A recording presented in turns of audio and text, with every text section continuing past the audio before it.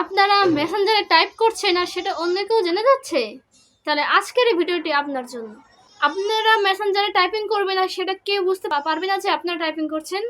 সেই অপশনটি আজকে আমি আপনাদেরকে দেখিয়ে দেবো কীভাবে অফ করতে হয়। তো চলুন স্ক্রিনে গিয়ে সম্পূর্ণ প্রসেসটি আমি আপনাদেরকে দেখিয়ে দিচ্ছি। Welcome to my mobile screen. আমি এখন মেসেঞ্জার অ্যাপসটি ওপেন করে নেব।